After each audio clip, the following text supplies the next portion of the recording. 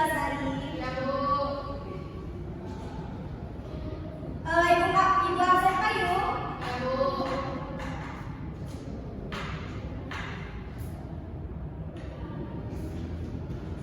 Melati Setianingrum. Ya, Bu. Mila Lasari. Ya, Bu. Syifa Tianti Zura.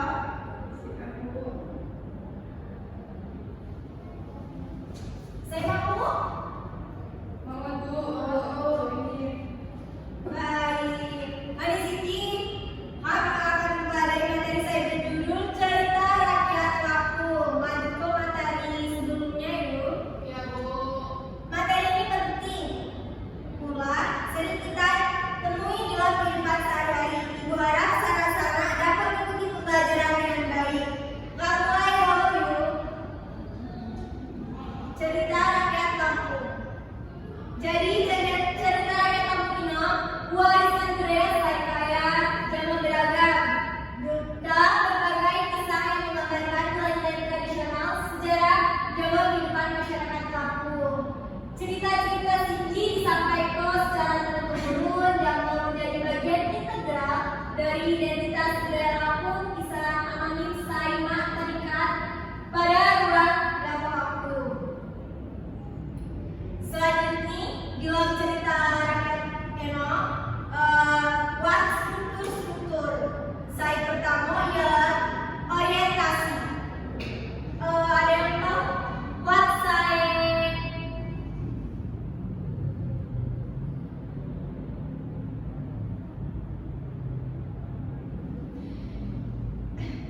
saya pertama ialah orientasi. Orientasi itu bagian awal. Selain memperkenalkan latar, tokoh dan situasi awal cerita. Saya kedua ada komplikasi. Komplikasi itu bagian saya berisi masalah atau konflik saya dialami tokoh. Saya ketiga what resolusi. Resolusi itu bagian penyelesaian masalah. Selanjutnya saya terakhir what koda. Koda itu bagian akhir saya berisi kesimpulan atau pesan moral. Jadi struktur cerita rakyat buat pihak mana? Buat Pak, Bu.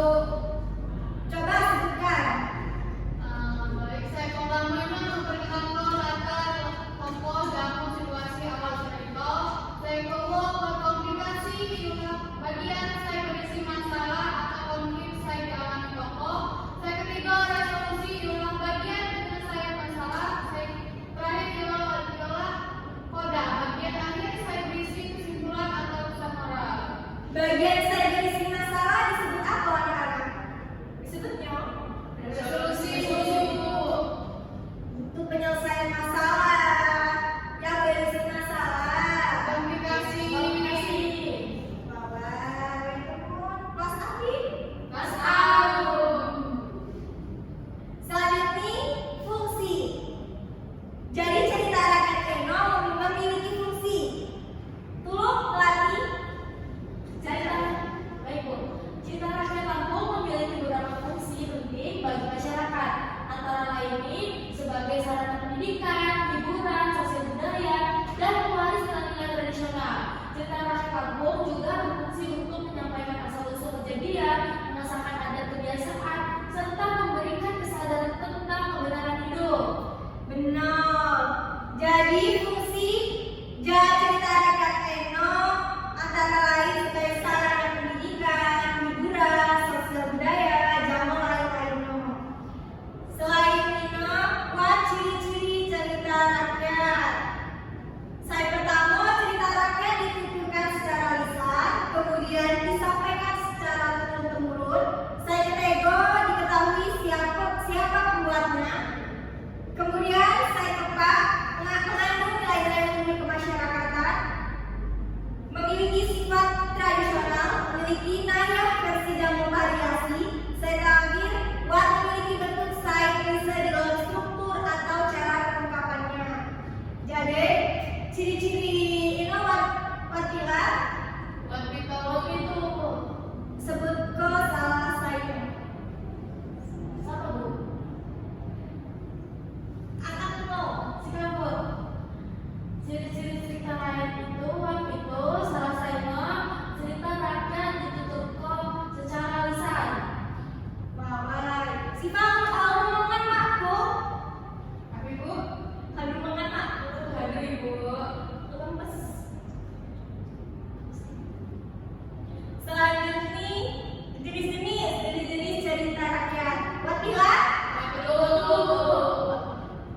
bisa, tapi apa saja?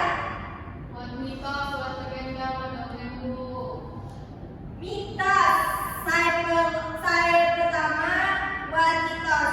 Jadi mitos ini cerita saya tokoh utamanya ialah dewa atau makhluk setengah dewa. Mitos ini diceritakan di dunia lain dan terjadi di masa lampau. Psycho buat legenda. Jadi legenda ini dapat diartikan sebagai cerita sejarah benar-benar terjadi. Saya terakhir buat dongeng.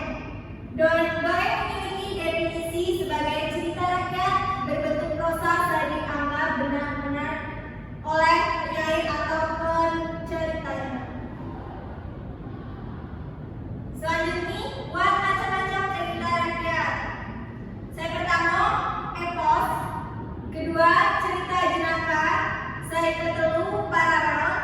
Saya keempat, parabel. Saya kelima, fabel. Saya terakhir, buat sabel. Contoh cerita rakyat laku Ibu Ujuk asal mula kota bumi. Buat saya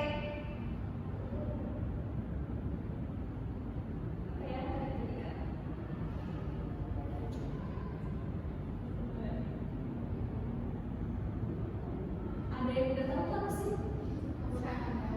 Buat saya Kak Pandai. Buat saya Kak Pandai cerita asal mula kota bumi. Tahu aku. Baik.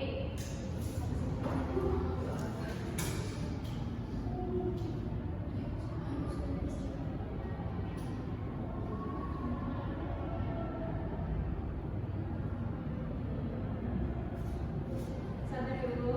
Ya, Bu.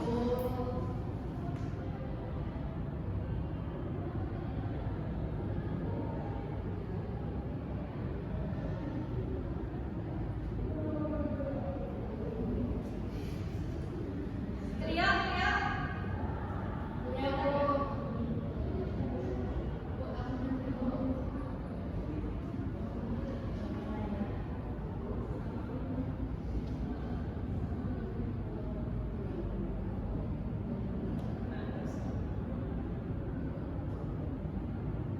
Bilasari itu. Baca kok. Baik, asal mula kota bumi ini berasal ada nama nenek moyang. Saya bernama kota bumi, namun seiring berjalan waktu, nama kota bumi menjadi kota bumi atau menjadi ibu kota Bintaro. Di wilayah Bintaro, seorang raja bernama Tutur Jimat berkuasa dengan adil dan bijaksana.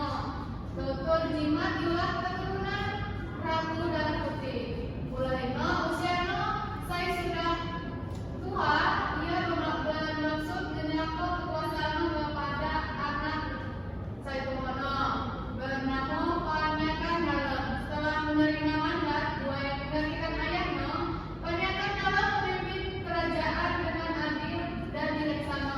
Rakyatnya hidup tentram, damai dan sejahtera.